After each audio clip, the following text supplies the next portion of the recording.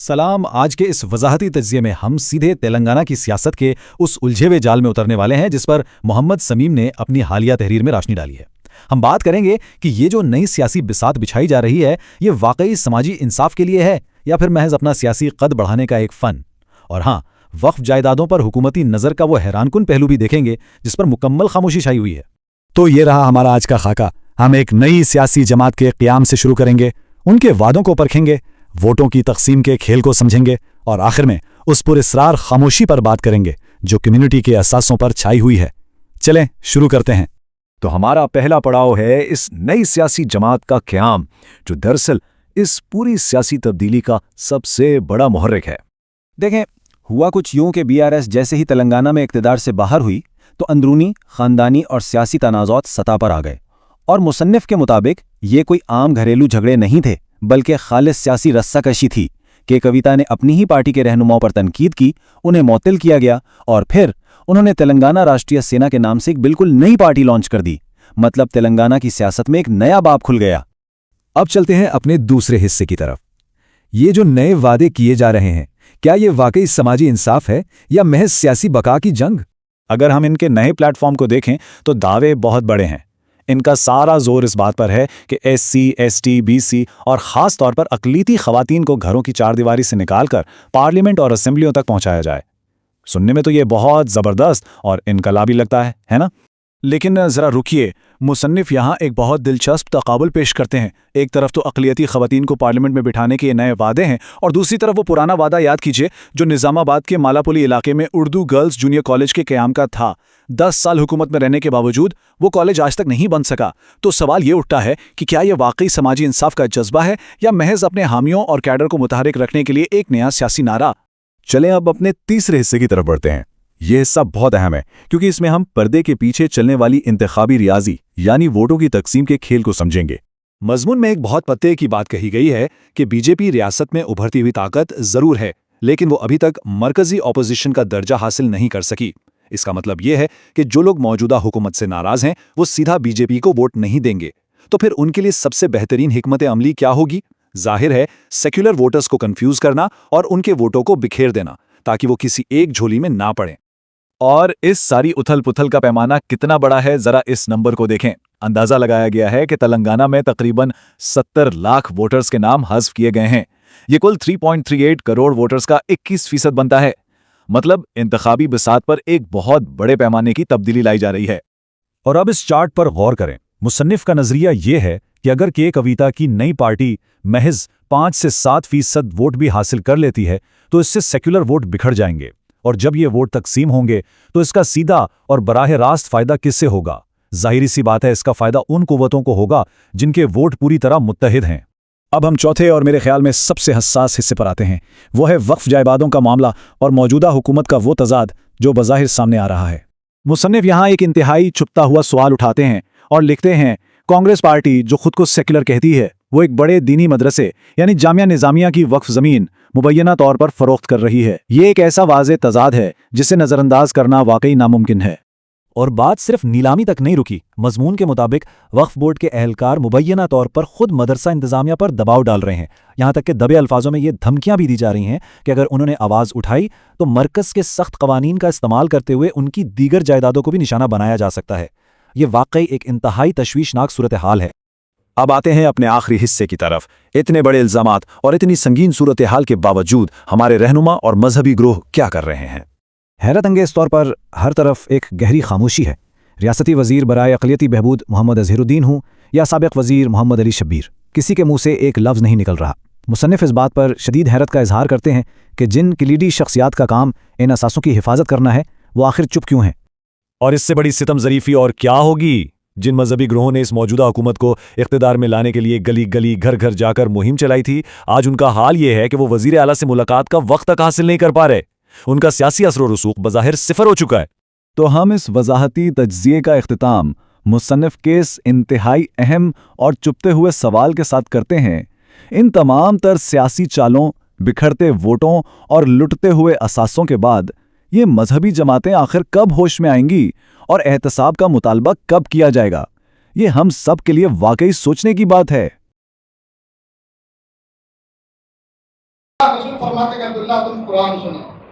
حضرت عبداللہ بن مسعود رضی اللہ تعالیٰ عنہ فرماتے ہیں کہ میں نے قرآن پڑھنا شروع کیا یہاں تک کہ جب سورہ نساء کی آیت فَكَيْفَ إِذَا جِئْنَا مِنْ كُلِّ أُمَّةٍ بِشَهِيدٍ وَجِئْنَا بِكَ عَلَى هَؤُلَاءِ شَهِيدًا، کہ کیا حال ہوگا اس وقت جب کہ ہر امت سے ہم گواہ لائیں گے اور آپ کو ہم ان کے اوپر گواہ کی حیثیت سے پیش کریں گے.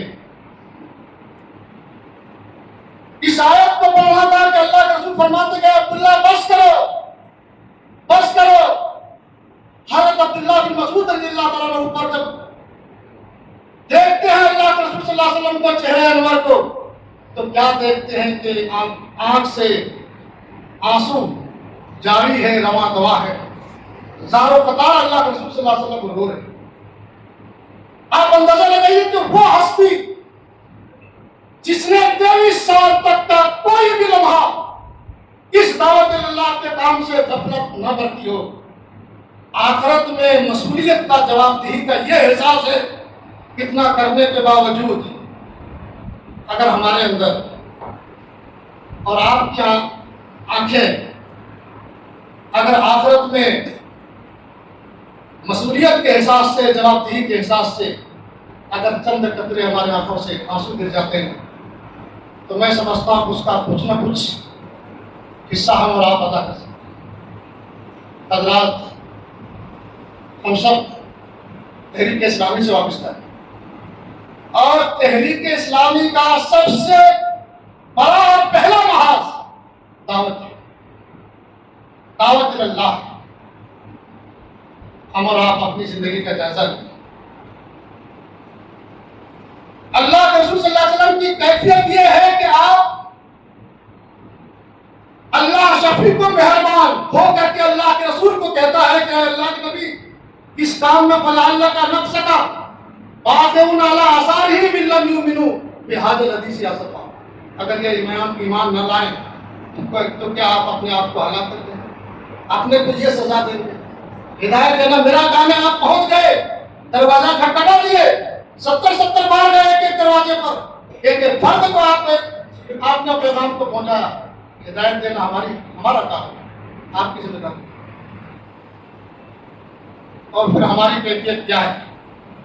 ہم تحریک اسلامی سے جو وابستہ ہوئے ہیں اور جو ہمارا خواب ہے نصب العین ہے، جس کا ذکر بار بار آ رہا ہے، اقامت دین، یعنی اس نظام میں، اس ملک کے نظام کو ہم بدلنا چاہتے ہیں، اسلامی نظام لانا چاہتے ہیں، اسلامی طرز زندگی لانا چاہتے ہیں، اسلامی مارکیٹنگ ہم بنانا چاہتے ہیں، اسلامی اسکول ادارے ہم بنانا چاہتے ہیں، اسلامی ہم اسمبلی پارلیمنٹ بنانا چاہتے ہیں.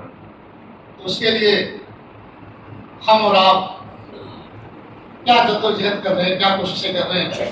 اس موقع پر ہمیں اور آپ کو اگر اس کا احساس ہوتا ہے اور ہم اپنے مقام پر جا کر کے یہ جو دعوت کا کام ہے یہ ہر فرد کا، ہر امتی کا فرض ہے. دعوت اللہ کا کام امت مسلمہ کا فرض ہے. مگر آپ تھوڑا سا مسلمانوں میں اگر جائیں گے، 20 سے 30 کروڑ کی امت مسلمہ کا اگر جائزہ لیں گے، 20,000 21,000 ارکان کو چھوڑ کر کے، کچھ ہمارے کارکنان کو چھوڑ کر کے، آپ دیکھیں گے کہ دعوت اللہ کا جو تصور تھا کچھ مسلمانوں میں، ہمارے ڈاکٹر ذاکر صاحب پیش ٹی وی اور اس کے ٹیم کے ذریعے سے، مولانا کلیم صدیقی صاحب کے ذریعے سے، مولانا سجاد نعمانی صاحب کے ذریعے سے، مولانا طالب رحمانی صاحب کے ذریعے سے، مولانا سلمان ندوی رحمۃ اللہ علیہ کے ذریعے سے، آپ دیکھیں گے کہ جب باطل طاقت کا اس ملک کے اندر دبدبا ہوا اور انہوں نے مختلف قانون سازی کی، جبرن اسلام اور مذہب تبدیل کرانے پر قانون پاس کیا گیا کہ 10 سال کی سزائیں ہوں. کسی کو لالچ دے کر کے مذہب کو کنورٹ کرانے کی بنیاد پر اس کو سزائیں مقرر ہوں. آپ نے دیکھا کہ اس وقت 10 سال، پچھلے 10 سال سے جو امت کے اندر دعوت کا تصور تھا، کلیم صدیقی صاحب کی گرفتاری ہو گئی، اس کے کارے کرتا پورے اس کام سے بالکل ٹھپ. ڈاکٹر ذاکر نائک صاحب، اس کا ٹیم ہمارے حیدرآباد میں ڈاکٹر سراج صاحب، ڈاکٹر مشتاق صاحب مسلک اہل حدیث سے وابستہ رکھتے تھے. آپ دیکھیں کہ ملت کا جائزہ لیں گے اس وقت گھر سے تو ایسا محسوس ہوگا کہ ملت میں اس وقت دعوت اللہ کا کوئی کام منصوبہ بندہ طریقے سے نہیں. اگر ہمارے پاس نوجوانوں میں، مسلمانوں میں کچھ کرنے کا مزاج ہے، جذبہ ہے، کچھ عمل تو ہوگا، مگر مسلمانوں کی لیڈ کرنے والے کی، اس کی قیادت کرنے والے کی. حضرات، اگر آپ کو ہمہ وقتی دائی بننا پڑے گا رضا کرانا طور پر کہ ہم ہمہ وقتی دائی ہے، ہم گھر میں ہے تو دائی ہے، گھر سے باہر نکل رہے ہیں، غیر مسلم گھر ہے، نمستے آداب پوچھتے ہو، ان سے سلام کرے، آئے چائے پلائے، یہ دعوت ہے. کاروبار میں آئے، ہم یہاں پر جو ہے آجو بازو پڑوسی سے ملے، چائے پلائے، یہ دعوت ہے. پھر ہم دوستوں میں گئے، ان سے ملے، وہاں پر جو ہے ہم ان سے رابطہ رکھے، اور کچھ دنوں کے بعد ہم نے ان سے گفتگو کرنا شروع کرے. پھر کچھ دنوں کے بعد ہم لٹریچر کرنا شروع کرے، پھر ہم کچھ دنوں کے بعد اس کو قرآن دینا شروع کرے. یہ ہے ہماری زندگی کا دعوت. یہ ہے فل ٹائمر دائی جو اس نکات میں ہر رکن جماعت کو، ہر ذمہ دار کو بنایا گیا ہے. اس لیول پر آئے کہ وہ ہمہ وقتی دائی ہے، رضا کرانا دائی ہے، بلا معاوضہ دائی ہے. ان اجریہ الا علی العالمین، اگر وہ اجرت کا امیدوار ہے تو اللہ تعالیٰ.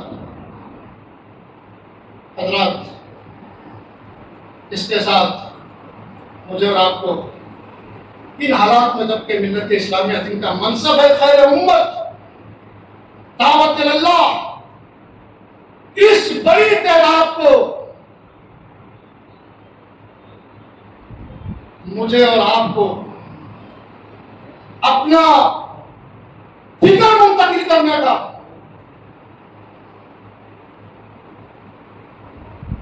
اپنا عزم، اپنا نصب العین منتقل کرنے کا، یہ ہماری بڑی ذمہ داری ہے. ملت اسلامیہ کو صحیح دین کا فہم آ جائے، وہ خیر امت کا اپنے آپ کو اس ذمہ داری کو محسوس کرنے کہ میں خیر امت ہوں، اور پھر وہ شہادت علی الناس کے لیے آمادہ ہو جائے. اس حیثیت سے مسلمانوں میں کام کرنا ہماری ذمہ داری. ہمارے سامنے ایک بات تو ہم ہے کہ ہم اپنا جائزہ لیں کہ ہم ہمہ وقتی دائی ہیں. ابھی میرے حلقہ میں شمس پیر زیادہ صاحب مرحوم رحمۃ اللہ علیہ کا ذکر کیا تھا. وہ بمبے کے رکن جماعت تھے، اور دعوت القرآن جو تفسیر کی کتاب ہے وہ اس کے مصنف بھی. بڑی صلاحیت تھی مولانا شمس پیر زیادہ کی، گفتگو بہت اچھے کرتے تھے. اگر دسترخوان پر بھی کوئی بیٹھتے تھے تو ان سے متاثر ہوئے بغیر نہیں رہتے. آپ ان کی تحریریں پڑھیے دعوت القرآن. میں سمجھتا ہوں کہ ہر فرد اگر کوئی دعوت القرآن پڑھ لیتا ہے تو وہ ہمہ وقتی دائی بن جاتا ہے. حضرات، مولانا شمس پیر زیادہ رحمۃ اللہ علیہ 1965 کی بات ہے، وہ جیل میں، پولیس افسران آئے، کچھ اور قیدی بھی تھے. سب لوگ استغفار کے لیے پولیس افسران کے سامنے کھڑے ہو گئے، مولانا کھڑے نہیں ہوئے. اور پولیس افسران نے اس گستاخی کے نتیجے میں قید تنہائی کی سزا سنی. قید تنہائی کا مطلب یہ ہے کہ بند کوٹری کی سزا. اور مولانا کے بازو میں بھی ایک قیدی تھے، تو ہندو تھے، غیر مسلم ہمارے بھائی تھے، وہ بھی قید تنہائی میں تھے. آنکھ سے نہیں دیکھ سکتے تھے، مگر اس کوٹری سے آواز اس کوٹری تک پہنچتی تھی. مولانا شمس پیر زیادہ رحمۃ اللہ علیہ نے کہا کہ ہماری ذمہ داری ہے، میں آنکھ سے دیکھوں یا نہ دیکھوں، مگر میں حق پہنچا سکتا ہوں، دین پہنچا سکتا ہوں، اور میں اس کو جہنم کی آگ سے نجات دلا سکتا ہوں.